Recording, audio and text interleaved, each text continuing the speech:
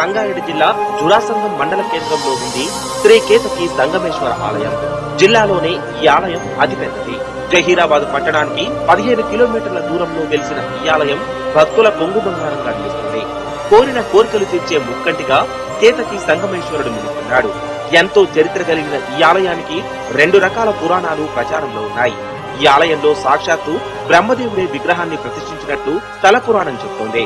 కృతయుగంలో సూర్యవంశానికి చెందిన ఉపేంద్ర అనే రాజు సంగమేశ్వర ప్రాంతంలోని నీటిగుండంలో మునగడం ద్వారా తన వ్యాధి నయం కావడం, స్వామి కలలో కనిపించి ఆలయాన్ని నిర్మించమని కోరడంతోనే ఈ ఆలయం నిర్మించినట్లు పురాణాల్లో ఉంది. బ్రహ్మదేవుడు కేతకి అనగా మొగలి పువ్వులతో పూజించడం ద్వారా ఆలయానికి కేతకి సంగమేశ్వర స్వామి అనే పేరు వచ్చినట్టు ప్రసిద్ధి.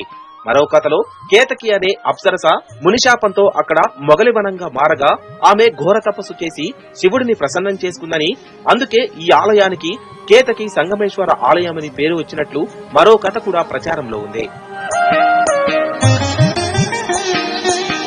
శ్రీ కేతకి సంగమేశ్వర స్వామి వారి దివ్యమంగళ లింగ రూపాన్ని దర్శించిన భక్తులు అపూర్వమైన ఆధ్యాత్మిక ఆనందానికి లోనవుతున్నారు. మంజీరా నదీ ప్రాంతంలో వెలసిన ఈ స్వామిని సంగమేశ్వర స్వామి అని పిలుస్తున్నారు. ఆలయంలో సంగమేశ్వరుడు పార్వతితో పాటు కేతకి కూడా కొలువై ఉన్నారు. సంగారెడ్డి జిల్లా చుటిగా ప్రధాన ఆలయం వెనుక భాగంలో అమృత కుండం దర్శనమిస్తుంది. కాశీలోని గంగా నది ఉపధార ద్వారా ఈ కుండంలోకి నీరు వస్తుందని భక్తుల విశ్వాసం. ఇందులో స్నానం చేస్తే సకల పాపాలతో పాటు సర్వరోగాలు నయం అవుతాయని భక్తుల ప్రగాఢ నమ్మకం.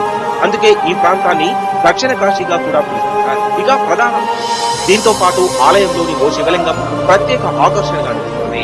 ఆలయ ప్రాంగణంలోని ఓ చెట్టు కింద ఉన్న శివలింగాన్ని చేతివేళ్లతో పైకి లేపితే కోరిన కోరిక తీరుతుందని కూడా ప్రజలు నమ్ముతున్నారు.